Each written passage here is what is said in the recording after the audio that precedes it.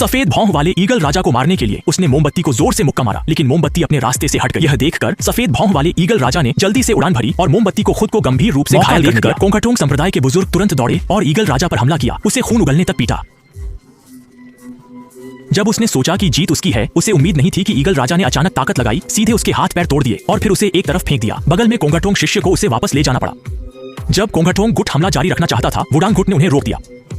उन्होंने कहा दूसरों के खतरे का फायदा न उठाएं, पर कोंगटोंग ने नहीं माना। उसे लगा ईगल राजा नाटक कर रहा है, वह तीसरे भाई का बदला लेना चाहता था।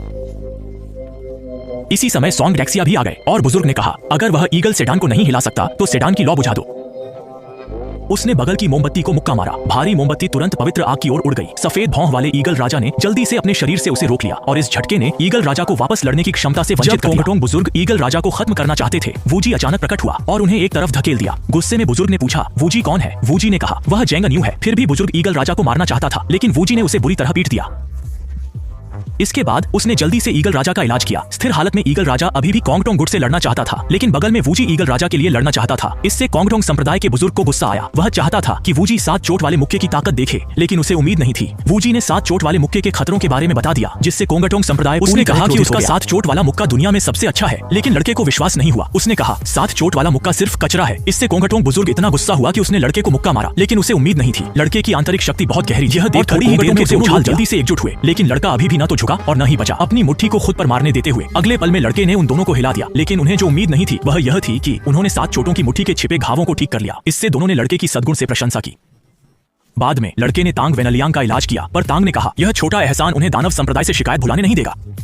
लड़के ने कहा इन शिकायतों की योजना चेंग कुन ने बनाई थी, हर कोई उसकी चाल में फंस गया था। पर जब लड़के ने कहा चेंग कुन शाओलिन का युआन जेन है, तो शाओलिन संप्रदाय बहुत नाराज हुआ। लड़के को युआन जेन को बुलाना पड़ा, पर शाओलिन ने कहा कि युआन जेन मर चुका है और उन्होंने युआन जेन का शव भी दिखाया। इससे लड़का असमंजस में पड़ गया, लेकिन शाओलिन लड़के को जाने नहीं देना चाहता था। उसने गुस्से में लड़के पर हमला किया और शाओलिन की ड्रैगन पंजा तकनीक का इस्तेमाल किया, लेकिन उसे अजीब लगा कि वह जो भी चाल चले लड़का आसानी से बच जाता था, और जो उसे और भी हैरान करता था, थोड़ी देर बाद लड़के ने भी ड्रैगन पंजा तकनीक दिखाई। 2 चालों में ही वह हार गया। उसे समझ नहीं आया लड़का शाओलिन कुंग फू कैसे जानता था, इसलिए उसने अपनी पूरी ताकत लगा दी। लेकिन लड़के की शरीर तकनीक बहुत थी, वह उसके आसपास आसानी से घूम सकता था। थोड़ी देर में ही लड़के ने उसे उड़ा दिया। इससे गुस्से में भिक्षु ने खंभा तोड़कर लड़के पर हमला किया, लेकिन लड़के ने एक चाल से खंभे को उड़ा दिया। जब भिक्षु ने फिर से लड़के पर हमला किया, लड़के ने एक चाल से उसे हरा दिया। इस लड़ाई में भिक्षु पूरी तरह हार गया। फिर वह अपने हाथ तोड़ने वाला था। पास के लड़के ने जल्दी से कपड़े से उसे रोक लिया। लड़के ने कहा उसने ड्रैगन पंजे से गुरु को हराया है, शाओलिन की प्रतिष्ठा को कोई नुकसान नहीं पहुंचा। अगर ड्रैगन पंजे के बिना होता तो उसके पास गुरु को हराने की कोई तकनीक नहीं होती। तभी हुआशान संप्रदाय के प्रमुख जियान यू टोंग आ गए। उन्होंने लोहे का पंखा फेंककर वूजी पर हमला किया, लेकिन वूजी ने आसानी से बचाव कर लिया। पंखा पाकर जियान यू ने फिर जमीन पर मारा और उड़ते पत्थरों से वूजी पर हमला किया, लेकिन इस तरह के हमले से वूजी को ज्यादा नुकसान नहीं हुआ। जब जियान यू पंखे में जहर का इस्तेमाल करने वाला था, अप्रत्याशित रूप से वूजी ने उसका पंखा छीन लिया। केवल वूजी के बैकहैंड को देखने के लिए एक झटका था और उसमें सारा जहर जियानायुतोंग के चेहरे पर छिड़का गया था, जिसने तुरंत जियानायुतोंग को बार-बार चिल्लाने पर मजबूर कर दिया। ज्यू झाओ, जिसने इस स्थिति को देखा, जल्दी से बेर के फूल लाया। केवल वूजी को अपने हाथ में पंखा हिलाते हुए देखा और बेर के फूल तुरंत सूख गए और काले हो गए।